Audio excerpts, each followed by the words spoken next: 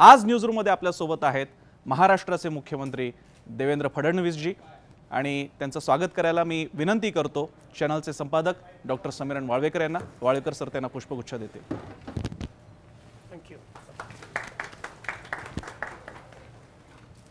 देवेंद्र फडणवीस मुख्यमंत्री आहेत। महाराष्ट्राला लाभलेल्या तरुण मुख्यमंत्र्यांपैकी सर्वाधिक तरुण त्यांच्याकडे बघितलं जाऊ शकतं। अर्थातच शरद पवारांचा विक्रम अजूनही बाकी आहे, पण तरी सुद्धा एक वर्षामध्ये केलेल्या कामगिरीकडे महाराष्ट्राची जनता फार आशेने बघते। एक शुभ्र स्वच्छ प्रतिमेचं सरकार म्हणून या सरकारच्या एक वर्ष पूर्तीनिमित्त बघितलं जात आहे। पण त्याच वेळी ज्याप्रमाणे एखाद्या छानशा काळ्या ढगाला पाऊस घेऊन आलेल्या ढगाला एक शुभ्र किनार असते, इथे थोडंसं उलट आहे।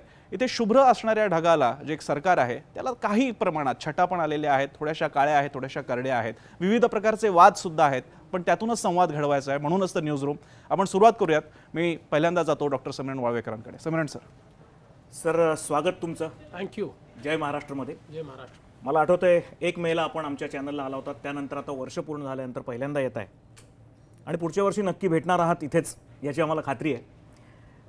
सुरुवात करताना माझे सगळे सहकारी निलेश खरे आहे, प्रसन्न आहे, विलास आठवले आहे, सगळ्यांच्या वतीने मी 1 वर्ष पूर्ण केल्याबद्दल आपलं अभिनंदन करतो। आणि सगळ्यात महत्त्वाचं म्हणजे जसं आत्ता प्रसन्न म्हणाला त्याप्रमाणे 2 गोष्टी मला फार महत्त्वाच्या वाटतात आणि त्या जनतेच्या दृष्टीने फार महत्त्वाच्या आहेत। एक म्हणजे अतिशय स्वच्छ अशी प्रतिमा, ज्याला कुठलाही डाग नाही, भले अपेक्षांचं खूप मोठं ओझं तुमच्या पाठीवर असो, पण कुठलंही मागचं बॅगेज न घेता तुम्ही पुढे आलेला आहात। आणि दुसरं म्हणजे तुमच्या कामाच्या पद्धतीमुळे, म्हणजे मला मुद्दाम आपल्या सहकाऱ्यांना सांगायला आवडेल की आमचे SMS जे चालू असतात ते साधारणतः रात्री 1:30 ते सकाळी 3:45 पर्यंत, म्हणजे त्यांचा शेवटचा SMS मला 2:53 आला होता। म्हणजे महाराष्ट्राचे मुख्यमंत्री हे साधारणतः सकाळी 5:45 पासून ते 3:30 4:15 कितीही वाजेपर्यंत काम करत असतात, याचा पुरावा मला माहिती आहे। तर इतकं प्रामाणिकपणे काम करणारा अतिशय तरुण स्वच्छ प्रतिमेचा मुख्यमंत्री महाराष्ट्राला लाभला आहे। आम्हाला सगळ्यांना खरोखरच आनंद आहे, कारण आम्ही सगळ्या माझ्या पिढीतल्या पत्रकारांनी आपल्याला गेली 20-25 वर्ष नागपुरात असल्यापासून बघितलेलं आहे। मी सुरुवातीला तुम्हाला अशी विनंती करीन की तुम्हीच तुमच्या या मागच्या 1 वर्षाचा लेखाजोगा अगदी थोडक्यात, काय तुमच्या दृष्टीने महत्त्वाचे इश्यू होते, काय नक्की आव्हानं मागच्या वर्षभरात होती आणि काय तुम्ही 1 वर्षात केलं, हे तुम्ही सांगा। मग मी सहकाऱ्यांना सांगेन की त्यांना काय वाटतं ते आपल्याला विचारतील। नाही, मी पहिल्यांदा तर आपले आभार मानतो की जय महाराष्ट्राने या वर्षपूर्तीच्या निमित्ताने लेखाजोखा मांडण्याची संधी या न्यूजरूमच्या माध्यमातून दिली। आणि आता मला माहिती नाही की मला किती तुफानच्या तोंडी जायचं आहे, पण तरी विश्वास आहे की निश्चितपणे जे काम केलं आहे ते मी सांगू शकेन। गेलं 1 वर्ष हे अतिशय आव्हानाचं वर्ष राहिलं आहे। निवडून येऊन सरकारमध्ये आलो तर 24,000 गावांमध्ये दुष्काळ, यावर्षी 14,000 गावांमध्ये दुष्काळ। त्यामुळे अतिशय दुष्काळाने पोवलेला शेतकरी, एक खूप मोठं शेतकऱ्यांच्या आत्महत्यांचं बॅगेज की ज्या सातत्याने आजही सुरू आहेत आणि अतिशय विचलित करणारी अशी सगळी ही अवस्था आहे। या अवस्थेमध्ये काम करत असताना शेतीचा प्रश्न हा सगळ्यात महत्त्वाचा मला वाटतो आणि म्हणून त्याच्यावर खूप काम करण्याचा या 1 वर्षामध्ये आम्ही प्रयत्न केला। विशेषतः शेतकऱ्यांचा प्रश्न काय आहे तर 82% शेती ही आजही कोरडवाहू आहे, 18% फक्त आपण सिंचनाखाली आणली आहे। त्यामुळे त्या शेतीला पाणी दिलं पाहिजे, त्यांना वीज दिली पाहिजे आणि मग त्यांची प्रोडक्टिव्हिटी वाढवून त्यांना मार्केट दिलं पाहिजे। या अतिशय महत्त्वाच्या बाबी आहेत। बघा, आज महाराष्ट्रामध्ये आपण जर विचार केला तर आपल्या GDPमध्ये महाराष्ट्राच्या शेती क्षेत्राचा हिस्सा फक्त 11% उरला आहे आणि शेती क्षेत्रावर अवलंबून असलेले लोक 45 ते 50% आहेत। आणि त्यामुळे या क्षेत्रामध्ये जोपर्यंत आपण नीट काम करू शकणार नाही तोपर्यंत याचा सामना आपण करू शकणार नाही। आणि म्हणून पहिल्यांदा संरक्षित सिंचन कसं देता येईल याच्याकडे आम्ही लक्ष केंद्रित केलं। जलयुक्त शिवारसारखी एक योजना आम्ही तयार केली। मला सांगायला आनंद वाटतो की स्वतंत्र भारताच्या इतिहासात एवढा मोठा लोकसहभाग लाभलेली कदाचित दुसरी कुठली योजना नसेल। आणि या योजनेचा अतिशय गौरवानं स्टॉकहोमच्या वॉटर कॉन्फरन्समध्ये स्वतः आपले जलपुरुष राजेंद्र सिंगजी यांनी उल्लेख केला की ही गेम चेंजर योजना आहे भारताकरता। आणि योजना तयार करताना अण्णा हजारे साहेब असतील किंवा पोपटराव पवार असतील, स्वतः राजेंद्र सिंगजी असतील, अशा वेगवेगळ्या लोकांची मदत आम्हाला झाली। अगदी शिरपूर पॅटर्नमध्ये जे काम झालं त्याचाही आम्ही अभ्यास केला आणि त्यातनं ही योजना तयार केल्यानंतर 1 वर्षामध्ये 6,200 गावांमध्ये आम्ही डिस्ट्रीब्युटेड वॉटर स्ट्रक्चर्स तयार केले, वॉटर ट्रीटमेंट केली, म्हणजे एरिया ट्रीटमेंट केली। 1,20,000 कामं हे आम्ही पूर्ण करू शकलो. त्यातनं 24 TMC पाणी हे आज तिथे जमा झालं आहे. आणि आपण जर हे 24 TMC पाणी म्हणजे किती असं थंब रूलनी बघितलं, 6 लाख हेक्टर जमिनीला जे संरक्षित सिंचन देऊ शकेल एवढं पाणी जमा झालं आहे. आणि ते कधी की जेव्हा महाराष्ट्रामध्ये 50% पाऊस आहे, 50% पाऊसच नाही आहे, 4 आणि 5 दिवसाच्या पावसामध्ये एवढं पाणी जमा झालं आहे. आता याची जर कॉस्ट आपण बघितली तर पूर्वीच्या काळी एवढं सिंचन क्षमता तयार करण्याकरता आपल्याला 5 ते 7 वर्ष लागायची. मोठ्या प्रमाणात जमीन अधिग्रहण करावं लागायचं. त्यासोबत त्याची एस्टिमेटेड कॉस्ट ही 7 ते 8 हजार कोटी असायची, पण ॲक्च्युअल कॉस्ट ही 14,000 कोटीपर्यंत जायची. आज 14,000 कोटीचं काम हे 1,400 कोटी रुपयात आपण केलं. 300 कोटी रुपये जनतेकडनं आले, मोठा लोकसहभाग आपल्याला त्याच्यामध्ये मिळाला.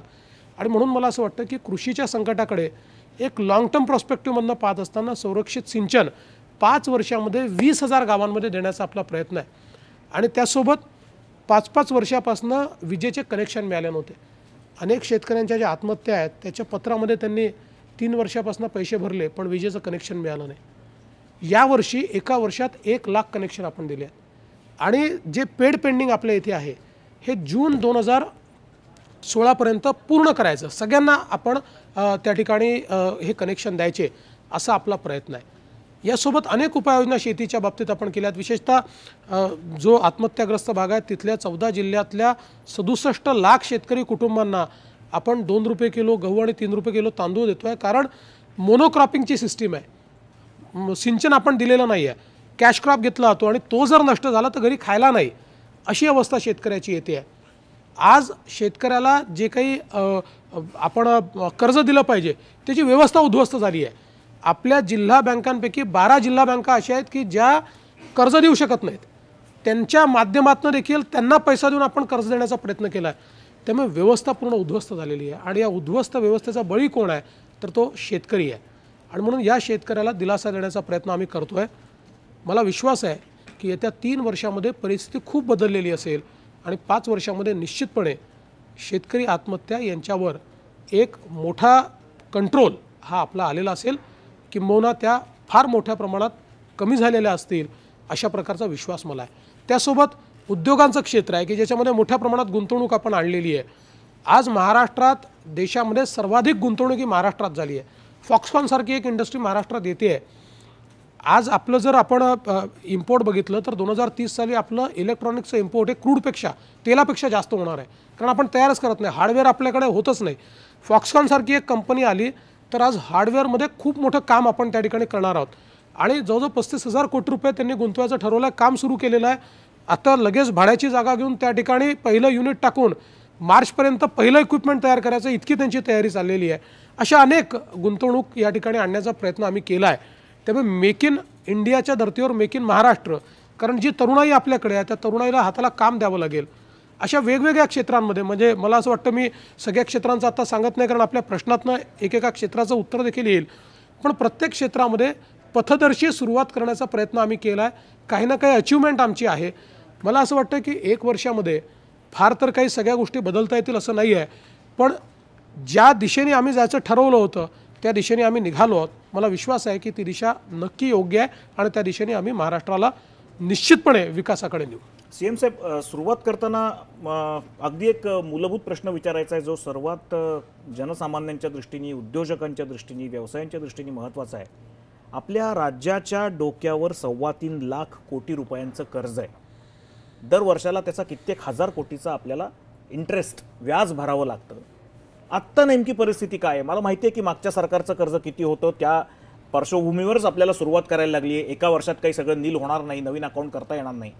पण नक्की सरकारचं काय धोरण आहे याच्या बाबतीत? साधारणपणे मला जी काही अर्थव्यवस्था समजते, या अर्थव्यवस्थेमध्ये पुढची 3 वर्ष हे कर्ज वाढत जाईल. कारण जे दायित्व आपण स्वीकारलेलं आहे त्या दायित्वामध्ये आता ही जी पुढची 3 वर्ष आहेत ही जुने कर्ज परत करण्याची वेळ आलेली आहे. आणि त्याच्यामुळे त्याचं एक मोठं दायित्व राज्यावर येणार आहे. आणि त्यामुळे 3 वर्ष हे कर्ज वाढतील. पण ही वाढत असताना काळजी काय घेतली पाहिजे तर काळजी घेतली पाहिजे की जी नव्याने कर्ज आपण घेतो आहोत, जी आपल्याला घ्यावीच लागणार आहेत, ती घेत असताना त्याची गुंतवणूक आपण कुठे करतो आहोत, त्यातनं काही परतावा येतो आहे की नाही.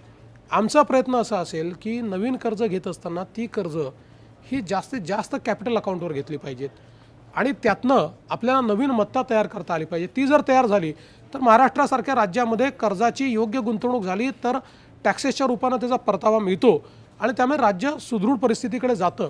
आणि म्हणून पुढच्या 3 वर्षामध्ये एका अतिशय कठीण आर्थिक परिस्थितीतनं राज्याला जावंच लागणार आहे. पण मला विश्वास आहे की जे काही मेजर्स आम्ही हातामध्ये घेतलेले आहेत, विशेषतः वेगवेगळ्या प्रकारे आम्ही जे काही या ठिकाणी सुधारणा केल्या आहेत, नवीन प्रोक्युरमेंट पॉलिसी केली आहे. मला परवा आमचे अर्थमंत्री सुधीर मुनगंटीवार जे सांगत होते की केवळ आपल्या प्रोक्युरमेंटची प्रक्रिया बदलल्यामुळे 1000 कोटी रुपये आपण वाचवू शकलो आहोत, जे अनाठायी खर्च होत होते. तर मला असं वाटतं की एकीकडे खर्च अशा प्रकारे थोडा खर्च वाचवण्याचा प्रयत्न आहे आणि दुसरीकडे रिसोर्सेस कसे वाढवता येतील, आपल्याला आपले रिसोर्सेस मॉनिटाईज कसे करता येतील याचा विचार केला पाहिजे. आपण रिसोर्सेसची खैरात वाटतो, ती खैरात न वाटता ते जर मॉनिटाईज आपण करू शकलो तर त्यातनं राज्याची आज जे प्रेशर आहे ते आपल्याला थोडं ठीक करता येईल. मुख्यतः सर, ज्यावेळेला आपण आर्थिक बोजाचा विचार करतो, 71,000 कोटी 70,000 कोटी रुपये सिंचनावर खर्च झालेले होते आणि आता त्या ज्या मोठ्या योजना आहेत त्या अपूर्ण आहेत अनेक टप्प्यावर. त्यासाठी निधी उपलब्ध करून घ्यावा लागणार आहे आणि त्यासाठी अतिरिक्त कर्ज काढावं लागणार आहे. अशा परिस्थितीमध्ये जी सिलिंग आहे महाराष्ट्राचं कर्ज काढण्याचं, ती ओलांडलं जाण्याची शक्यता आहे का आणि त्या परिस्थितीमध्ये सरकारची काय भूमिका आहे? अद्याप तरी सिलिंग ओलांडलं जाईल असं मला वाटत नाही. सिलिंग मध्ये पुष्कळ आपल्याला बफर अजून आहे. पण ही गोष्ट खरी आहे की आता जे आपले सिंचन प्रकल्प ज्या स्टेजला आहे त्या स्टेजला म्हणजे ते असं म्हणतात ना की गले की हड्डी न निगलती बने न उगलती बने, म्हणजे गळ्यात हाड अडकलं, बाहेरही काढता येत नाही आणि घेता येत नाही, अशा परिस्थितीत ते अडकले आहेत. अर्धवट आहेत. खूप मोठ्या प्रमाणात गुंतवणूक केलेली आहे. त्यातली अनेक ठिकाणी गुंतवणूक ही चुकीच्या पद्धतीने झालेली आहे, ती करेक्ट करावी लागेल. आणि त्यामुळे मला असं दिसतं आहे की मोठी गुंतवणूक ही त्याच्यात करावी लागेल आणि म्हणून त्याची प्रायोरिटीज आम्ही काही ठरवल्या आहेत आणि त्या प्रायोरिटीप्रमाणे ती गुंतवणूक आम्ही करतो आहे. आणि माझं मत असं आहे की आता ते या स्टेजला आहेत की कर्ज घेऊन का होईना पण ते पूर्ण केले पाहिजे. कारण ते जर पूर्ण केले नाही तर आपले एवढे जे पैसे गुंतवले आहेत ते वाया जातील आणि ॲसेट क्रिएट झालं, भले त्याचा कॉस्ट बेनिफिट रेशिओ जो आहे तो मागे पुढे होईल, त्यातला परतावा किती यायचा तो जर 1 यायचा असेल तर अर्धा येईल, पण किमान आपलं कॅपिटल वाया जाणार नाही. आणि एकदा आपण ॲसेट्स तयार केले तर त्या ॲसेट्समधनं काही ना काही परतावा आपल्याला येत असतो आणि म्हणून आमचा प्रयत्न आहे.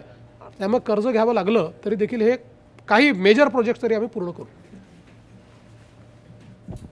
कसं आहे की म्हणजे आर्थिक स्थिती काय हे सांगताना तुमचा सहकारी पक्ष आहे शिवसेना, त्यांचे मंत्री तुमच्या ह्याच्यात आहेत, ते असं म्हणतात की दुष्काळग्रस्त शेतकऱ्यांसाठी कर्ज मुक्ती करायला पाहिजे आणि त्याच्यासाठी तुम्ही कर्ज का नाही काढलं, हा झाला तुमच्या सहकारी पक्षाचा आरोप. विरोधकही म्हणतात की जर शेतकऱ्यांना दिलासा द्यायचा असेल तर सरकारने कर्ज काढलं पाहिजे होतं. केंद्रात तुमचं सरकार आहे, ते पॅकेज देत नाही आहे, तुम्ही कर्ज काढत नाही आहे, मग शेतकऱ्यांबरोबर हे सरकार आहे का, असं तुमचे शिवसेनेचे मंत्रीच म्हणतात. नाही, पहिली गोष्ट अशी आहे की शेतकऱ्याला मागच्या 1 वर्षामध्ये आम्ही 8,000 कोटी रुपयापेक्षा जास्त मदत केली आहे. आणि महाराष्ट्राचा 15 वर्षाचा इतिहास काढा, 15 वर्षामध्ये जुन्या सरकारनं सगळी मदत जरी पकडली तरी 13,000 कोटीची गेली. आम्ही 1 वर्षात 8,000 कोटी रुपये त्या ठिकाणी दिले. आणि हे देताना हे आले कुठनं, हे रेग्युलर बजेटमधनं बाहेर काढले आहेत. कारण शेतकऱ्याला मदत करताना कर्जाची मदत त्याला करायची हे योग्य नाही आहे. आपल्या रेग्युलर बजेटमधनं त्याला मदत केली पाहिजे आणि ज्यातनं आपल्याला परतावा येऊ शकतो, ज्यातनं मत्ता तयार होऊ शकते त्याच्यावर कर्ज घेतलं पाहिजे. आणि म्हणून पैसा कुठेही आम्ही कमी पडू दिला नाही. जेवढा जास्तीत जास्त पैसा आम्हाला देता येईल तो आम्ही शेतकऱ्याला दिला आहे, यापुढे देखील आम्ही देणार आहोत. पण यासोबत एक गोष्ट लक्षात घेतली पाहिजे की रिलीफ आणि रिहॅबिलिटेशन याच्यामध्ये 15,000 कोटी रुपये आपण खर्च करतो आणि शेती विकासावर 1,000 कोटी खर्च करतो. रिलीफ आणि रिहॅबिलिटेशन कितीही वर्ष आपण करत राहिलात तरी शेतकरी समाधानी होऊ शकत नाही. तुम्ही देता काय हो शेतकऱ्याला, 5,000 रुपये, 10,000 रुपये, 20,000 रुपये, ते काय पुरणार आहेत त्याला. आजची परिस्थिती जर आपण बघितली त्याला पुरू नाही शकत. त्याला पैसे कमवण्याकरता सक्षम बनवणं हाच त्याच्यावरचा उपाय. आणि तो उपाय जर करायचा असेल तर शेती विकासाची गुंतवणूक, आज त्याला पाणी दिलं पाहिजे, त्याला वीज दिली पाहिजे, त्याच्याकरता मार्केट तयार केलं पाहिजे, ट्रान्सपोर्टेशनच्या व्यवस्था उभ्या केल्या पाहिजेत, यातली गुंतवणूकच आपली नाही. आणि म्हणून थोडं पॅराडाईम शिफ्ट आम्ही केला आहे. आणि रिलीफ आणि रिहॅबिलिटेशन तर आपल्या 5वीला पुजलं आहे. जर आता 14,000 गावांमध्ये दुष्काळ असेल तर पैसा तर द्यावाच लागेल, पण त्यासोबत शेतीतली गुंतवणूक वाढते आहे का, तर ती आता वाढवण्याचा प्रयत्न आपण करतोय. मग तुमचा तो जलयुक्त शिवारची योजना आहे, मला कधी प्रश्न पडतो की हे जलयुक्त शिवार तुम्हाला का आवडलं? तुम्ही नागपूरचं डेव्हलपमेंट नाही करत, मेट्रो आणत नाही, किंवा याला प्रायोरिटी का नाही दिली? हे काय म्हणजे तुमच्या मला थोडं आणि याला कल्पनेत जोडून कसं एक आलं? वेगळा असा विषय विचारायचा आहे. तुम्ही विधानसभेत टीका करताना मी ऐकलेलं होतं, मी बरेच वर्ष विधानसभा कव्हर केली. तुम्ही मागच्या सरकारवर तुटून पडायचात की नवीन विहिरी का खणल्या जात नाहीत. बरोबर आहे. तुम्ही सरकारमध्ये आल्यानंतर विहिरींकरता मला माहिती आहे तुम्ही एक वेगळा अप्रोच घेतलेला आहे, पण आपल्या लोकांना आणि जनतेला तो कळायला पाहिजे म्हणून मुद्दाम विचारतो की किती त्याच्यामध्ये किती सक्सेस किती आला त्याच्यामध्ये. असं आहे की महाराष्ट्रामध्ये ज्यावेळी आम्ही सत्तेवर आलो आणि साधारणपणे मी काही राज्यांचा अभ्यास केला होता, काही ठिकाणचा अभ्यास केला होता, आणि असं लक्षात आलं की महाराष्ट्राचं सोल्युशन हे 100% मोठ्या प्रकल्पात नाही आहे. मोठे प्रकल्प आवश्यक आहे, ते अनावश्यक नाही आहे, पण देशातल्या एकूण मोठ्या प्रकल्पापैकी 40% प्रकल्प एकट्या महाराष्ट्रात आहे आणि तरी 18% सिंचन आहे. महाराष्ट्राची जिओलॉजी, महाराष्ट्राची टोपोग्राफी, महाराष्ट्राची हायड्रोलॉजी या समजून जोपर्यंत आम्ही इंटिग्रेटेड अप्रोच करणार नाही तोपर्यंत महाराष्ट्राची पाण्याची समस्या संपू शकत नाही. आणि मग आम्ही काय केलं, 14 वेगवेगळ्या योजना चालल्या होत्या, पण या वेगवेगळ्या ठिकाणी चालल्या होत्या, त्याचं कुठेही कॉन्व्हर्जन्स नव्हता. त्यामुळे एकाला टोपी घालायचो, एकाला शर्ट घालायचो, एकाला पॅन्ट घालायचो, एकाला घड्याळ घालायचो, तयार कोणीच व्हायचं नाही आणि ते घातलं असं लक्षातही यायचं नाही. सगळ्या योजनांचं कॉन्व्हर्जन्स केलं, मग त्याच्यामध्ये कमांडचंही कॉन्व्हर्जन्स केलं, कारण वेगवेगळी खाती इन्वॉल्ड होती. प्रत्येक खात्याने सेपरेट काम केलं तर ते होऊ शकणार नाही. अप्रोच काय असला पाहिजे. आम्ही स्वतः त्याचं एक वर्कशॉप घेतला, अण्णा हजारेंना त्याच्यामध्ये बोलवलं, त्याच्यामध्ये आम्ही पोपटराव पवारांना बोलवलं, त्याच्यामध्ये आम्ही राजेंद्र सिंगजींची मदत घेतली, वेगवेगळ्या लोकांची मदत या ठिकाणी घेऊन आम्ही त्याचा आराखडा तयार केला. आणि हा आराखडा तयार करत असताना माथ्यापासून पायथ्यापर्यंत अप्रोच करत करत जलसंधारणाच्या माध्यमातून पाणी जमिनीत मुरवलं पाहिजे, जे रन ऑफ होणारं पाणी आहे ते अडवलं पाहिजे, अशा प्रकारचा अप्रोच आम्ही तयार केला आणि एक इंटिग्रेटेड स्कीम तयार केली. आणि या स्कीमपुरतं कलेक्टरला आम्ही सगळे अधिकार दिले, म्हणजे कुठल्याही खात्याचा व्यक्ती असेल तरी या स्कीमपुरतं तो कलेक्टरच्या अंतर्गत दिला. त्यांनी इतका हा चमत्कार होऊ शकला की आपल्याला जर नदी नाल्यांचं आम्ही जे काही डिपनिंग किंवा वायडनिंग केलं आहे 1500 किलोमीटरचं केलं आहे, विच इज अ रेकॉर्ड. आणि त्यामुळे या योजनेच्या माध्यमातून आम्हाला असं लक्षात आलं की आपण पाणी थांबवू शकतो आणि डिस्ट्रीब्युटेड वॉटर स्ट्रक्चर्स तयार करू शकतो. आता हे करत असताना सबिरणजींनी जो एक महत्त्वाचा प्रश्न विचारला की आपला अप्रोच हा प्रत्येक ठिकाणी वेगळा असला पाहिजे, आणि तोच अप्रोच आम्ही स्वीकारला. आज मराठवाड्यामध्ये जर ग्राउंड वॉटर कमी असेल तर मराठवाड्यामध्ये आपला अप्रोच हा शेततळ्याचा असला पाहिजे. आणि म्हणून मराठवाड्यामध्ये विहिरी खणण्यापेक्षा शेततळी कशी जास्त होऊ शकतील, शेत तिथे शेततळं, ही योजना आम्ही त्या ठिकाणी आता सुरू केली आणि खूप मोठ्या प्रमाणात शेततळ्यांची कामं सुरू केली. मी दुष्काळाच्या काळात लातूर जिल्ह्यात एका ठिकाणी गेलो होतो, अख्खं गाव दुष्काळी, एकही शेतकऱ्याच्या शेतीत क्रॉप नाही, पण 7-8 शेतकरी सिंचन करत होते. का तर त्यांना एक आमच्या योजनेतनं सामूहिक शेततळं त्यांनी केलं आणि 4 दिवसाचा पाऊस आला, त्यात पाणी थांबलं, त्यामुळे सगळीकडची पिकं जळली असताना ते त्या ठिकाणी हे करत होते. पण विदर्भातला अप्रोच थोडा बदलावा लागेल, कारण विदर्भामध्ये ग्राउंड वॉटर आजही आहे, मॅक्सिमम जिल्ह्यांमध्ये आहे. मग या ठिकाणी आज विहिरी घेता येतील. आणि म्हणून ज्या काळात पंतप्रधान आले होते आणि त्यांनी धडक विहिरींचा कार्यक्रम घोषित केला होता, पण त्या धडक विहिरी झाल्याच नाहीत. तो सगळा कार्यक्रम आम्ही रिवाईव्ह केला मनमोहन सिंगांचा, आणि त्या विहिरी आम्ही या एका वर्षात त्यातल्या 50% विहिरी पूर्ण केल्या आणि 50% पुढच्या वर्षी पूर्ण करू, त्याला सगळा आम्ही निधी दिला. त्यामुळे हायड्रोलॉजी, टोपोग्राफी आणि जिओलॉजी या तिन्हीचा अभ्यास करून आणि अप्रोच जो आहे तो वॉटरशेड मॅनेजमेंटचा अप्रोच घेतलेला आहे. त्यामुळे कंप्लीट एरिया ट्रीटमेंट असेल, ड्रेनेज ट्रीटमेंट असेल, असं सगळं करून हे स्ट्रक्चर्स आपण तयार केले. आणि म्हणून मला असं वाटतं सस्टेनेबल मॉडेल आहे. आता यावर्षी मी प्रायोरिटी का ठरवली तुम्ही? मला असं वाटतं की तुमचं माझं अगदी स्पष्ट मत आहे की महाराष्ट्रासमोरचं सगळ्यात मोठं संकट हे कृषीचं आहे. आणि कृषीचं संकट हे दूर करायचं असेल तर प्रॉडक्टिव्हिटी वाढवल्याशिवाय ते उत्पादकता वाढवावी लागेल. आणि शेतकरी जे मोनोक्रॉपवर आहे त्यांना 2 क्रॉप 3 क्रॉपवर न्यावं लागेल, वेगवेगळ्या प्रकारचं क्रॉपिंग पॅटर्न द्यावं लागेल.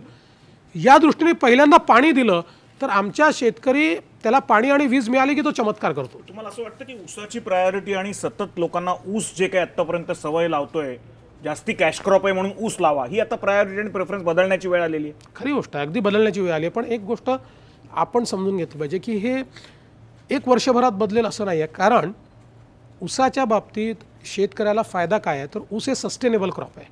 ते वॉटर गझलिंग आहे हा त्याचा वेगळा गोष्ट आहे, पण हे सस्टेनेबल क्रॉप आहे. लावल्यानंतर काही फार त्याच्या पाठीमागे मशागत करावी लागते किंवा फार काही करावं लागतं, पण ज्या प्रमाणात इतर क्रॉप्सला करावं लागतं तेवढं नाही करावं लागत. पाऊस पडला की क्रॉप गेलं असं फारसं ऊसाचं होत नाही. आणि सगळ्यात महत्त्वाचं असं आहे की ऊसाला FRP आहे. हो. आणि त्याच्यामुळे त्याचा भाव जो आहे तो रेग्युलेटेड आहे. आणि म्हणून शेतकऱ्याला माहिती आहे की ऊस लावल्यानंतर साधारणपणे तो नुकसानीत जाणार नाही, त्याचं वर्ष ठीक जाईल आणि म्हणून तो ऊसावर आहे. पण आपल्याला आता त्याच्या पलीकडे त्याला जाता आलं पाहिजे. म्हणून आपण 2 गोष्टी केल्या आहेत की पुढच्या 3 वर्षात ऊसाची शेती ही सगळी ड्रीप खाली कशी येईल याचं प्लॅनिंग आपण करतो आहे. आणि त्यासोबत एक बियॉन्ड शुगर केन, आमचे उस्मानाबादचे जिल्हाधिकारी आहेत नारनवरे, त्यांनी अतिशय चांगला एक उपक्रम हातामध्ये घेतला, बियॉन्ड शुगर केन. आणि त्यांनी शेतकऱ्यांमध्ये पोचून आपण अधिक चांगले दुसरे कॅश क्रॉप काय घेऊ शकतो, सस्टेनेबल क्रॉप्स काय घेऊ शकतो. आणि यावर्षी त्यांनी ऊसाची जी काही लागवड आहे 30% कमी केली आणि इतर पिकं हे 30% त्या ठिकाणी वाढवले.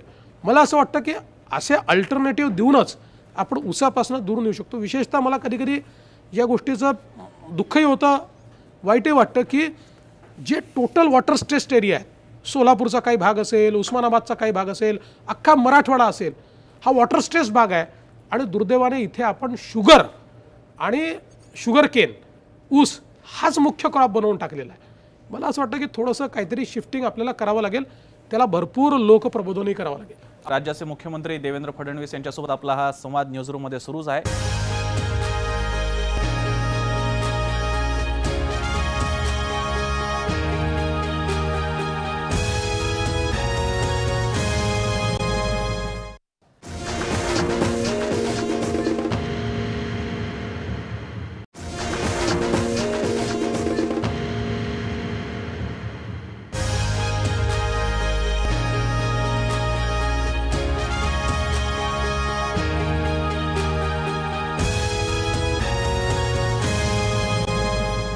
सर, डाळींचे जे दर आहेत ते गगनाला भिडलेत आणि आत्ता जी सरकारतर्फे कारवाई करण्यात आली साठे बाजारांच्यावर, त्या कारवाईनंतर जे दर खाली आलेले आहेत तर ते काही फारसे चांगले नाही. मग तरी लोकांना वाटते की ही डाळ महागच आहे. तर मग जी साठे बाजारांवर कारवाई करून जी लाखो क्विंटल डाळ जी आहे ती पकडण्यात आली आहे, त्याचं पुढे काय होणार आहे? ती बाजारात येणार आहे का? किंवा नाही, अतिशय महत्त्वाचा प्रश्न आपण मांडला आहे. मुळामध्ये जर आपण भारतामध्ये डाळीचा सगळा जर व्यापार बघितला तर साधारणपणे आपल्याला 2.5 लाख मेट्रिक टन ही डाळ लागते. आणि त्यातली 50 लाख मेट्रिक टन डाळ जी आहे ती आपण आयात करतो. आणि त्यातली 25 लाख एकट्या मुंबईमध्ये येते आयात करून, कारण आपलं मेजर पोर्ट आपल्याकडे आहे. आता यावर्षी मोठ्या प्रमाणात क्रॉप फेलियर आहे, पाऊस नाही आहे. आणि त्यामुळे मागच्या वर्षीपासनं डाळ जी आपल्या राज्यात किंवा इतर राज्यांमध्ये जी तयार होते याचा एक मोठा शॉर्टेज तयार झाला. त्यामुळे एक गॅप तयार झाली. आणि गॅप तयार झाल्यामुळे डाळींचे भाव अगदी गगनाला भिडले. आणि म्हणून केंद्र सरकारने आणि आम्ही निर्णय केला की मोठ्या प्रमाणात छापेमारी केली पाहिजे आणि होर्डिंग करू देऊ नये. कारण अशा प्रकारे जर स्टॉक लिमिट्स ठेवल्या नाहीत तर साठेबाजी होते. लगेच स्टॉक लिमिट्स आम्ही टाकले आणि होर्डर्स जे होते त्याच्यावर छापेमारी केली. मोठ्या प्रमाणात डाळ आम्ही पकडली, त्याच्यामुळे भाव कमी होत आहेत. आता ही जी डाळ आम्ही पकडलेली आहे ही तातडीनं मार्केटमध्ये आली पाहिजे, हा आमचा प्रयत्न आहे. त्याकरता एक प्रोसेस दिलेली आहे. आणि म्हणून केंद्र सरकारशी आम्ही आता बोलतो आहोत की प्रोसेस आपण आम्हाला त्यातनं वेव करा आणि कुठल्याही प्रकारे ही डाळ रेग्युलेटेड प्राईसवर मार्केटमध्ये कशी येईल याचा प्रयत्न आपण केला पाहिजे. त्यासोबत आता आमच्या एक गोष्ट अजून लक्षात आली आहे की आम्ही आता सगळे छापे तर मारले आहेत आणि जे काही स्टॉक लिमिट्स टाकले आहेत ते इम्पोर्टवरही टाकलेले आहेत. तर आता जर आपल्याकडे 25-30 लाख मेट्रिक टन डाळ इम्पोर्ट होऊन आली नाही तर आपल्याकडे पुन्हा पुढच्या सीझनला अजून मोठा प्रॉब्लेम तयार होणार आहे. आणि म्हणून केंद्र सरकारला आम्ही विचारलं आहे आणि केंद्र सरकारही त्याच्यावर विचार करत आहे की त्याचं वेगळं स्टॉक रजिस्टर तयार करून जे इम्पोर्ट करतील त्यांना इम्पोर्ट जिथे लँड होतं तिथपर्यंत स्टॉक लिमिट ठेवू नये, त्याच्यानंतरची स्टॉक लिमिट लावावी, म्हणजे त्याच्यावर पूर्ण आपल्याला कंट्रोल करता येईल. मला असं वाटतं की आज विशेषतः आपण जर बघितलं तर इतर जे डाळी आहेत, म्हणजे चना डाळ ही 50 रुपयामध्ये आहे किंवा वाटाणा किंवा अवशय आहेत 22-23 रुपयापर्यंत आहे. पण तूर डाळीमध्ये मात्र खूप मोठा त्याच्यामध्ये जंप झालेला आहे. आणि म्हणून केंद्र आणि राज्य सरकार दोघंही याच्यामध्ये प्रयत्न करत आहेत. आता मोठ्या प्रमाणात इम्पोर्ट करायचा प्रयत्न आहे. पुढच्या वर्षी कदाचित याहीपेक्षा मोठं संकट येऊ शकतं, कारण यावर्षी पुन्हा क्रॉप फेलियर आहे आणि म्हणून त्याच्याकरता एक काय बफर आपल्याला तयार करता येईल याचा पण प्रयत्न सर चालला आहे. याच्यामध्ये टोकाची एक भूमिका आता घेण्याची वेळ आली असं वाटत नाही का? म्हणजे आयात करावर संपूर्ण सूट जाहीर करणं किंवा निर्यातीला संपूर्ण बंदी घालणं डाळीच्या. नाही, निर्यातीला तर बंदी आहेच, म्हणजे निर्यात आपण करूच देत नाही आहात की निर्यात होत नाही आहे. आयातीमध्ये काय आहे की जी देश आपल्याकडनं आपण डाळ आयात करतो त्यांचा जो क्रॉप आहे तो आपल्या 3 महिन्यानंतर येतो आणि त्याच्यामुळे आपलं क्रॉप फेल झालं आणि त्यांचं क्रॉप येऊन आपल्याला डाळ मिळाली, याच्यामधले जे 3 महिने आहेत त्याच्यात मोठं प्रेशर तयार होतं आणि त्याचं सप्लाय साईड मॅनेजमेंट हे आपल्याला बघावं लागेल. मला असं वाटतं की केंद्र सरकार त्याकडे बघते आहे, कारण जर यावर्षी नीट प्रोक्युरमेंट आपण केलं नाही, कदाचित त्या प्रोक्युरमेंटमध्ये जास्त पैसा लागेल, कारण आता सगळ्यांना माहिती आहे की आपल्या इथे क्रॉप फेलियर आहे, त्यामुळे डाळीचे भाव ते वाढवतील, पण तो थोडासा तोटा सहन करूनही आपल्याला प्रोक्युरमेंट करून ठेवलं पाहिजे, अन्यथा पुढच्या वर्षी आपल्याला पुन्हा प्रॉब्लेम येईल. तर केंद्र सरकार त्याचा विचार करत आहे. पण एकंदरीतच सर, या ज्या जीवनावश्यक वस्तू आहेत किंवा डाळी, फळभाज्या, भाज्या आणि भाजीपाला आहे, दर नियंत्रित करण्यासाठी एक सेंट्रलाइज सिस्टीम आपल्याकडे नाही का असू शकत? कारण आज कांद्याचा भाव चढलेला असतो, पुढच्या महिन्यात आता आपण डाळींचा सामना करतोय, तुटवडा ह्याचा पण एकच कारण दरवेळेला नाही ना देऊ शकणार. नाही, असं आहे की सप्लाय चेन जी आहे ती आपल्याला हळूहळू नीट एस्टॅब्लिश करावी लागेल.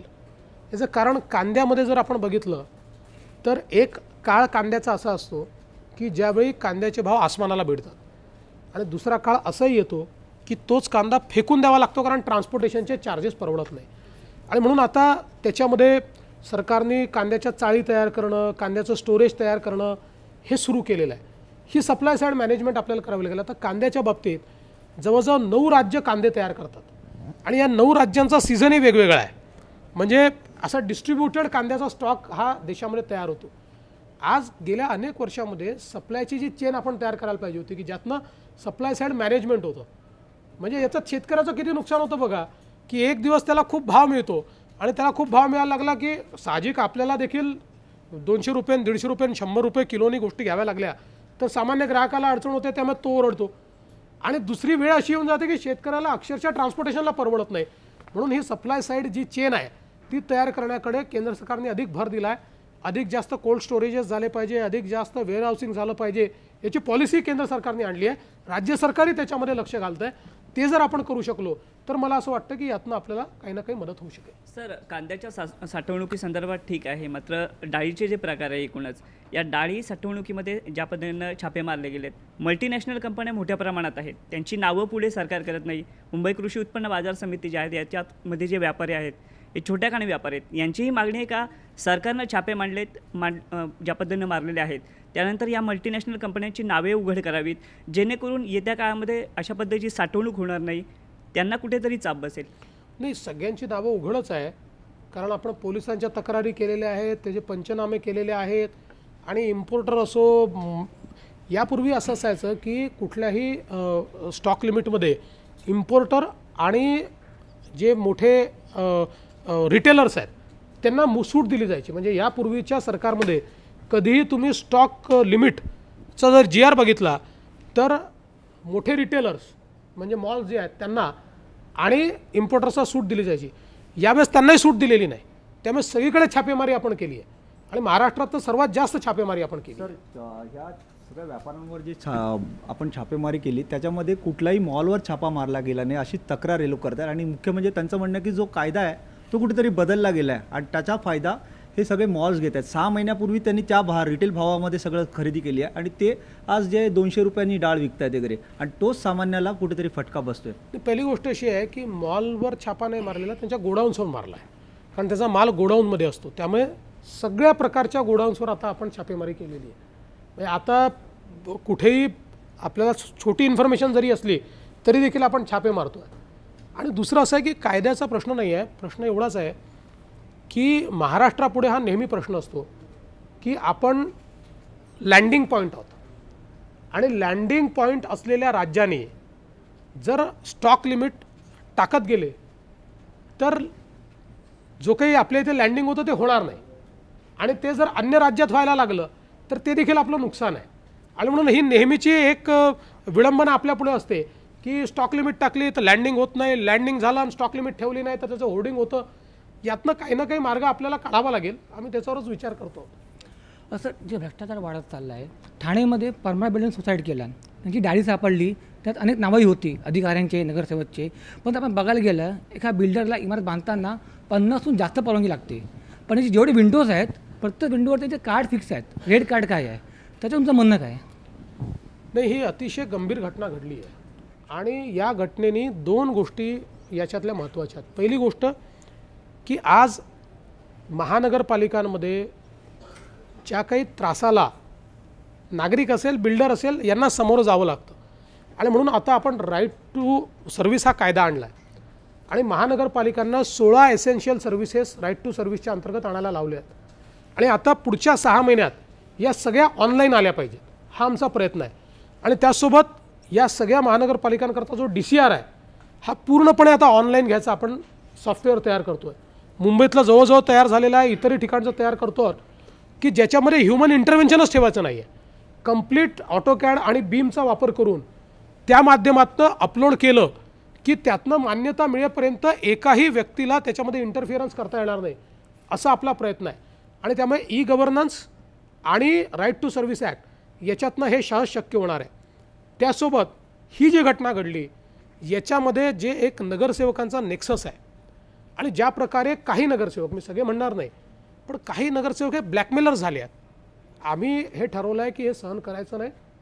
अतिशय स्पष्टपणे मी CPंना सांगितलं आहे, टोटल क्रॅकडाऊन करा आणि हे जे काही नेक्सस आहे हे मोडून काढा, यांचं कंबरडं मोडून काढा. आणि मी आपल्याला सांगतो की या आणि अशा प्रकरणात नगरसेवक असो का अधिकारी असो, आम्ही त्याला सोडणार नाही, त्यांच्यावर कारवाई होईल. सर, या घरांच्या निमित्तानेच एक प्रश्न फक्त विचारायचा जो सर्वसामान्यांना फार सतावतोय. मध्ये वाचनात आलं की महाराष्ट्रातल्या मेजर सिटीजमध्ये 6.5 लाखापेक्षा जास्त फ्लॅट्स रिकामे आहेत की जे सर्वसामान्यांना परवडत नाहीत. लाखांमध्ये म्हणजे मुंबईत तर कुठलीही 1 खोली किंवा 1.5 खोली घ्यायची झाली तर 50-60 लाखाच्या पुढे. खूप लांब उपनगरांमध्ये अशी ती उपलब्ध आहे. पुणे, नागपूर किंवा नाशिक, औरंगाबाद अशा मोठ्या शहरांमध्ये लाखांच्या खाली काही घडत नाही. 1 BHK किंवा 1 रूम किचन असे ब्लॉक्स कोणी तयार करत नाही. या समस्येवर सरकार कशा पद्धतीने बघतंय? कारण आपण रिडेव्हलपमेंटच्या गोष्टी वेगळ्या बघतो, झोपडपट्टीच्या रिडेव्हलपमेंटचे रूल वेगळे आहेत, त्यांचे वर्ष वेगळी आहेत, पण सर्वसामान्य माणसाला घर घेण्याकरता, परवडणारी घरं देण्याकरता सरकार काही ड्रॅस्टिक स्टेप्स घेणार आहे का? खूप महत्त्वाचा प्रश्न आपण विचारला. एकीकडे फ्लॅट्स रिकामी आहेत आणि दुसरीकडे सामान्य माणसाला घर घेता येत नाही. याचं कारण मुंबईमध्ये आपल्या ज्या पॉलिसीज बरेच वर्ष होत्या त्या पॉलिसीजमधनं प्रीमियम हाऊसिंग याला जास्त आपण महत्त्व दिलं आणि बिल्डर्स आज ओरडतात, अनेक वेळा डेव्हलपर्स म्हणतात की फ्लॅट्स रिकामे आहेत, कारण त्यांनी सगळं प्रीमियम हाऊसिंग केलं आहे. म्हणजे अनेक वेळा एक उच्च मध्यमवर्गीय, म्हणजे मला मुंबईत आल्यावरच कळलं की अफोर्डेबल घरे 1 कोटीचं असतं, कारण कोटीत घरं ही अफोर्डेबल असतात हे मला माहीत नव्हतं. पण अनेक लोक मला भेटतात, चांगले यंग पोरं आहेत ज्यांना नवीन नोकरी लागली आहे, ॲस्पायरिंग आहेत, थोडा पगार चांगला आहे, ते म्हणतात आम्हाला 1 कोटी रुपयातही घर मिळायला तयार नाही. ही स्थिती आहे. त्यामुळे मला असं वाटतं की अफोर्डेबल हाऊसिंग हा महत्त्वाचा विषय आहे. आत्ता आम्ही याची नवीन पॉलिसीमध्ये आम्ही तयार करायला घेतली होती. साधारण मे-जूनमध्येच ती पॉलिसी आम्हाला अनाऊन्स करायची होती, पण केंद्र सरकार एक आपली स्वतःची पॉलिसी तयार करत होतं. त्यांच्या पॉलिसीशी आपली पॉलिसी अलाईन केली पाहिजे म्हणून आम्ही ती थांबवून ठेवली. आता केंद्राची पॉलिसी आली आहे, त्याच्या अलाइनमेंटमध्ये आम्ही आमची पॉलिसी तयार करतो आहे आणि अफोर्डेबल घरांच्या संदर्भात आमची जी पॉलिसी आहे, माझा असा अंदाज आहे की त्यातले मेजर माइलस्टोन्स हे पुढच्या 15 दिवसात आम्ही अनाऊन्स करू. सर, पण याचबरोबर जो भ्रष्टाचाराचा मुद्दा निघालेला आहे, राजकीय भ्रष्टाचार हा विषय नेहमी चर्चेला जातो, पण अधिकाऱ्यांच्या माध्यमातून होणारा भ्रष्टाचार, IAS, IPS असो किंवा अगदी MPSC थ्रू रिक्रूट झालेले अधिकारी असो, कोट्यवधींची मालमत्ता आणि ब्लॅक मनी हा या वर्गाकडे पाहायला मिळतो आणि यांच्याकडे आतापर्यंत राजकारणी यांच्यावर हात उचलताना किंवा कारवाई करताना 2 वेळेला विचार करतात. या परिस्थितीकडे आता तुम्ही कसं लक्ष घालणार आहात आणि मुळात हा जो भ्रष्टाचाराचा एक पाया आहे तो मोडून काढण्यासाठी म्हणून काय उपाययोजना आहे? बघा, आमचं सरकार आल्यानंतर 800पेक्षा जास्त अधिकारी आम्ही सस्पेंड केले आहेत. 50पेक्षा जास्त लोकांना थेट टर्मिनेट करून टाकलं, नोकरीतनं काढलेलं आहे आणि अनेकांची इन्क्वायरी आम्ही सुरू केलेली आहे. मुळामध्ये ज्या प्रकारे गेली 15 वर्षे राज्य चाललं होतं त्या राज्यामध्ये काम करण्याची सवय लागली होती. सर्व मिळून खाऊ अशा प्रकारची जी मानसिकता होती त्या मानसिकतेतनं ही घडी देखील बिघडली होती. पण आता ज्या वेगानं आम्ही कारवाई सुरू केलेली आहे, अधिकारी आणि नोकरशाह यांच्याही लक्षात आलं आहे की यापुढे हे चालणार नाही. मला आनंद वाटतो आणि मी राज्य कर्मचारी संघाचे अभिनंदन करीन की त्यांनी गेल्या काही दिवसामध्ये सातत्याने सेमिनार्स घेऊन पगारात भागवा अशा प्रकारची मोहीम सुरू केली आहे आणि त्या संदर्भात मेळावे चालू केलेले आहेत. पगारात कसं भागवता येऊ शकतं या संदर्भात मोठ्या प्रमाणात मोठे अधिकारी जाऊन त्या ठिकाणी त्यांना सांगतात देखील आहे. तर मला असं वाटतं की जशी रेजिम चेंज होते तशी मानसिकताही चेंज होते, ती हळूहळू चेंज निश्चित होईल. फडणवीस साहेब, राज्यात तुम्ही आणि केंद्रात गडकरी आल्यानंतर संपूर्ण प्राधान्य हे नागपूरला दिलं असा आरोप होतोय.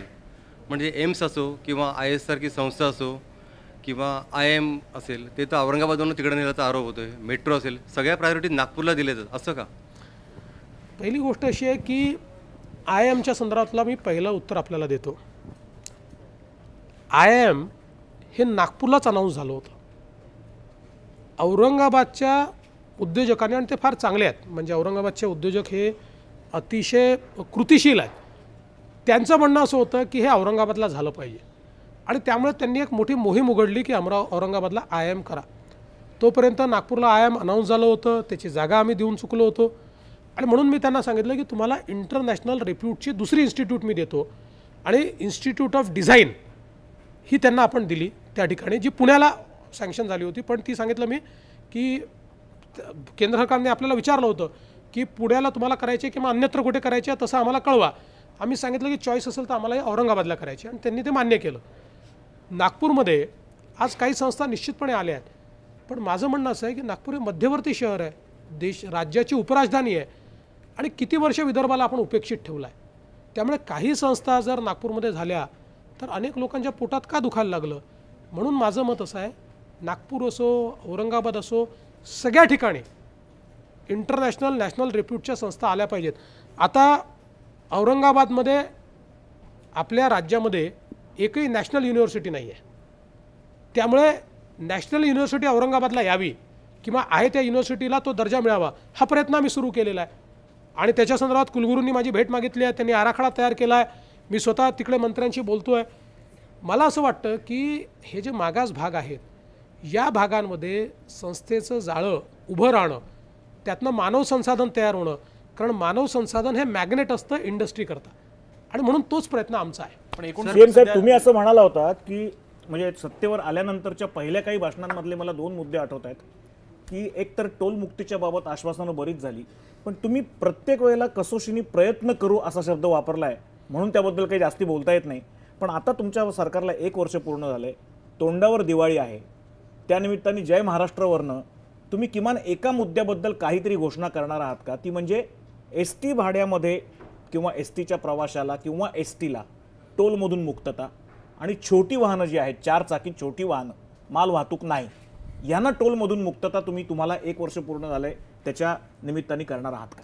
नाही, असं आहे बघा की राज्यामध्ये जे राज्याचे टोल आहेत त्यातले 2 टोल वगळता 2 टोल आम्ही इतर टोलमधनं छोट्या वाहनांना वगळलेलंच आहे. STलाही बऱ्याच ठिकाणी आम्ही आता वगळलेलं आहे आणि ज्या 2 टोलवर STला आता पैसे द्यावे लागतात त्याही ठिकाणी असं लक्षात आलं आहे की मूळ ॲग्रीमेंटमध्ये STला सवलत देण्याचं कबूल झालं होतं, पण त्याचं पालन झालेलं नाही आहे आणि म्हणून छोट्या वाहनांना ऑलरेडी आम्ही वगळलेलं आहे.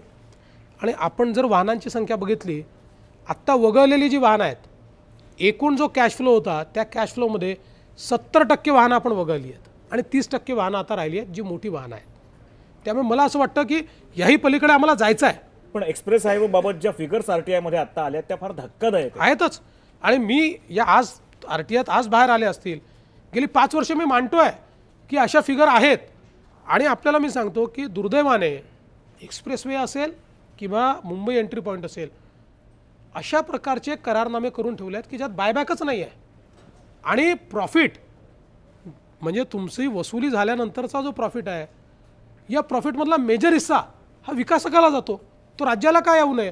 त्यामुळे अशा प्रकारे हे जे काही करारनामे केले आहेत यांनी राज्याचं नुकसान झालं आहे. सर, पण मुख्यतः ज्या वेळेला जे प्रमुख टोल आहेत त्यांचं जर हिशोब बघितले ते मुख्यतः 100 रुपये ज्या वेळेला जमा होतात टोलवर, त्यातले 20च रुपये हे अकाउंटवर दाखवले जातात आणि 80 रुपयाचा, कारण सर्वात जास्त कॅश फ्लो असलेले हे टोल आहेत आणि या कॅश फ्लोमध्ये 80% भ्रष्टाचार जो आहे तो थेटपणे होताना पाहायला मिळतो.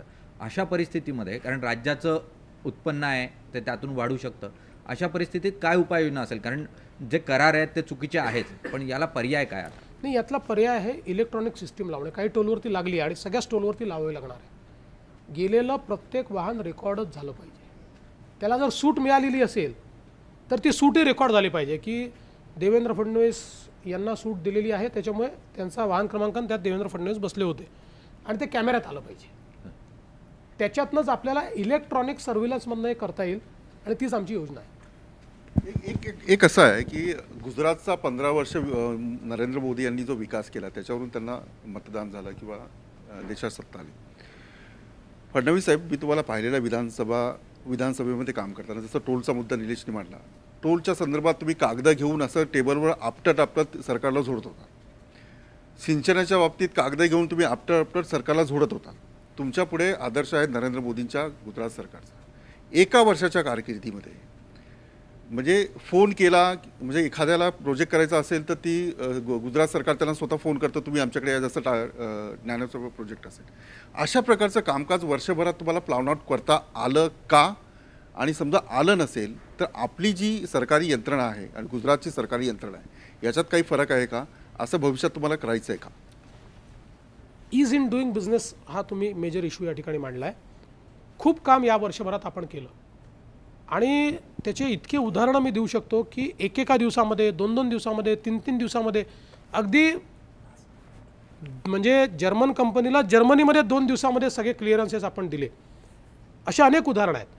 आपण ह्या क्लिअरन्सेसमध्ये ईज इन डुईंग बिझनेसमध्ये ज्या ठिकाणी 76 परवानग्या लागायच्या त्या 25वर आणण्याचा प्रयत्न सुरू केला, 37वर आणल्या आहेत आणि 25वर येण्याकरता पूर्ण फ्रेमवर्क आम्ही तयार केला आहे आणि त्याही आता आम्ही सगळ्या परवानग्या या इलेक्ट्रॉनिक मोडवर टाकतो आहे.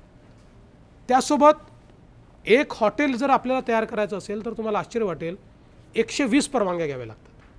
आज हॉस्पिटॅलिटीची इंडस्ट्री जर आपल्याला डेव्हलप करायची असेल, 120 परवानग्या आम्ही आता त्याच्यामध्ये रिडक्शन करून 25 परवानग्यांवरती आणतो आहे आणि त्याही 25 परवानग्या 5 फॉर्मच्या माध्यमातून देण्याचं आम्ही त्या ठिकाणी व्यवस्था केलेली आहे. त्यामुळे ईज इन डुईंग बिझनेसमध्ये आपल्या राज्याने खूप काम केलेलं आहे. आता लेबर विभागाच्या मार्फत जे इन्स्पेक्शन्स होतात, आम्ही असं सांगितलं की यातले बरेचसे इन्स्पेक्शन हे सेल्फ सर्टिफिकेशन मोडवर आपल्याला आणता येतील आणि रँडमाइज पद्धतीनं त्यांचं आपण इन्स्पेक्शन करू शकतो आणि आता ती पद्धत आम्ही अवलंबली. त्यामुळे सेल्फ सर्टिफिकेशन केल्यानंतर कधीतरी तुमच्याकडे रँडमाइज पद्धतीने इन्स्पेक्टर येईल. त्या इन्स्पेक्टरला त्या दिवशी सकाळी लॉटरी सिस्टीममधनं कळेल की कुठल्या इंडस्ट्रीमध्ये तुला जायचं आहे, त्याला आधी माहिती राहणार नाही आणि तिथे गेल्यानंतर कुठल्या पॅरामीटर्सवर त्याला चेकिंग करायचं आहे ते लिहिलेलं राहील. त्या पॅरामीटरवरच त्याला चेकिंग करता येईल आणि चेकिंग केल्यानंतर 48 तासात त्यांनी त्याचा अहवाल हा वेबसाईटवर टाकला पाहिजे. असं आपण केलं आहे. म्हणजे हा जो इन्स्पेक्टर राज आहे, जे ब्लॅकमेलिंग आहे ते त्या ठिकाणी बंद करतोय. अशा अनेक गोष्टी आपण केल्यामुळे डेव्हलपमेंट अगदी थोडक्यात एक तर इंडस्ट्रीज प्रोजेक्ट हा झाला, पण मला असं म्हणायचं सामान्य लोकांना काय लागतं, रस्ता, वीज, पाणी किंवा जी महागाई ती या सगळ्या याच्यामध्ये हे चित्र दिसलं पाहिजे ना. असं नाही, पहिल्या प्रश्नाचं उत्तर पूर्ण करतो मग दुसऱ्यावर येतो. याचाच परिणाम असा आहे की आज देशामध्ये सर्वाधिक गुंतवणूक या वर्षात महाराष्ट्रात आली आहे, सर्वाधिक गुंतवणूक. आता तुम्ही जो दुसरा विषय म्हटला त्याकरताच तर राईट टू सर्व्हिस केलेला आहे. राईट टू सर्व्हिसमध्ये जनतेला हा अधिकार दिला आहे. आत्तापर्यंत तुम्ही जर एखाद्या सरकारी अधिकाऱ्याकडे महानगरपालिकेत, जिल्हा परिषदेत, ग्रामपंचायतीत चक्रा मारत राहिलात, तुमच्या जो लीगल रिकोर्स काहीच नव्हता. आता असं नाही आहे. आता कायद्याने तुम्हाला अधिकार दिला आहे आणि कायद्याने जबाबदारी प्रशासनावर टाकली आहे आणि प्रशासनाने तेवढ्या वेळामध्ये जर ते पूर्ण केलं नाही तर माहितीच्या अधिकाराच्या कायद्यामध्ये जसं प्रशासनावर दंड होतो, नोकरीतनं जावं लागतं, त्या सगळ्या तरतुदी या ठिकाणी केलेल्या आहेत. सर, आताच RSS संचालन झालेलं आहे आणि तुम्ही तिथे होतात गणवेशामध्ये. तर तिथे मोहन भागवत असं म्हणाले की देशात उत्साहाचं वातावरण आहे, जेव्हा की शेतकरी आत्महत्या घडत आहेत, दादरीचं हत्याकांड घडलेलं आहे. असं असून सुद्धा त्यावर तुमचं काय मत आहे की देशात उत्साहाचं वातावरण खरोखर आहे का? असं आहे की एखाद्याचं वाक्य हे आपण आउट ऑफ कॉन्टेक्स्ट कोट केलं किंवा त्याच्यावर आपण विचार करायला लागलो तर अशा प्रकारच्या शंका मनामध्ये येतात. देशात उत्साहाचं वातावरण आहे याचा अर्थ काय असतो? म्हणजे एखाद्या देशात उत्साहाचं वातावरण आहे म्हणजे तिथे कुठला क्राईमच होत नाही आहे, त्या ठिकाणी कोणी मरतच नाही आहे, तिथे एखादा खूनच होत नाही असं नसतं. उत्साहाचं वातावरण म्हणजे लोकांमध्ये एक सकारात्मकता आहे. आणि सकारात्मकता काय आहे? या सरकारकडनं त्यांनी पुढे काय सांगितलं, या सरकारकडनं मोठ्या अपेक्षा आहेत आणि ज्यांच्याकडनं अपेक्षा असतात त्यांच्यावरच लोक नाराज देखील होत असतात.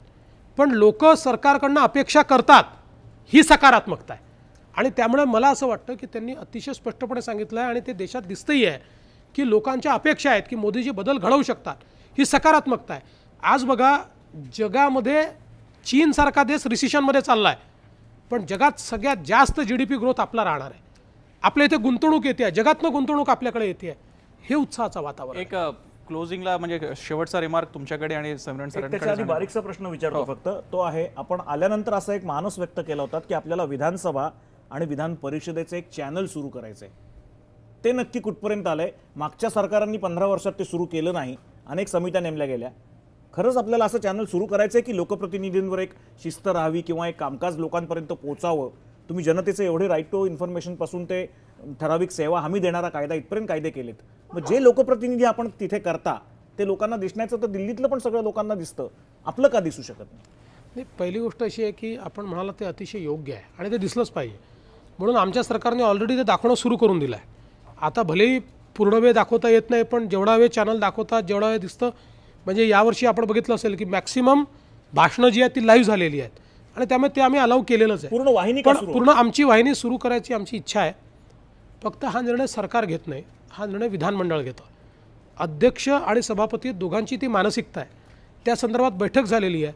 सरकारच्या वतीनं आम्ही त्यांना हा शब्द दिला आहे की याच्याकरता त्यांना जी आर्थिक तरतूद लागेल ती विधानमंडळाला सरकार उपलब्ध करून देईल. अध्यक्ष आणि सभापती दोघे त्याच्यावर वर्किंग करतायत.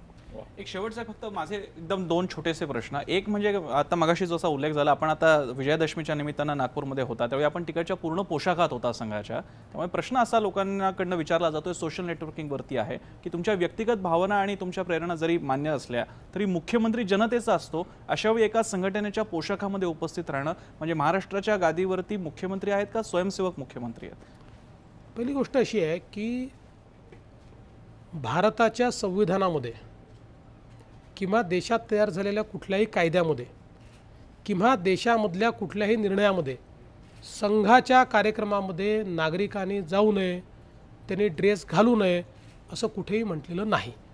त्यामुळे याच्यावर कुठलीही बंदी नाही. आणि जर माझी विचारधारा ही संघाची आहे, ताकाला जाताना भांडं लपवायचं नसतं.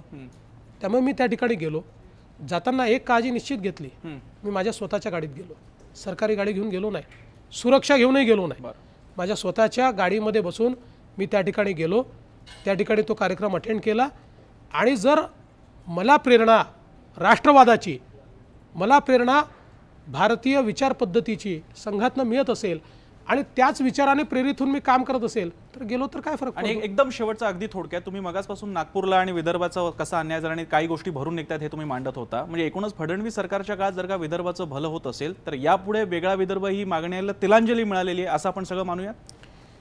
असं आहे की आत्ता कुठे सुरुवात झालेली आहे, अजून विदर्भ खूप मागास आहे, विदर्भावर खूप अन्याय झालेला आहे आणि त्याच्यामुळे अजून खूप काम त्या ठिकाणी करावं लागेल.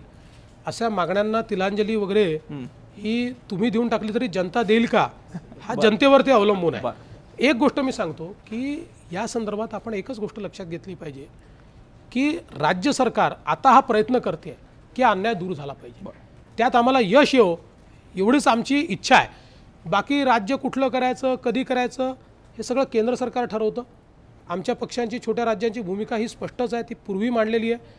उचित वेळी केंद्र सरकार त्याबद्दलचा निर्णय करेल. आज आमचा फोकस जे आमच्या हाती आहे ते म्हणजे हा अन्याय दूर करायचा, तो आम्ही वेगाने करतो. एक तिलांजली झाली, आता जलांजलीचं काय?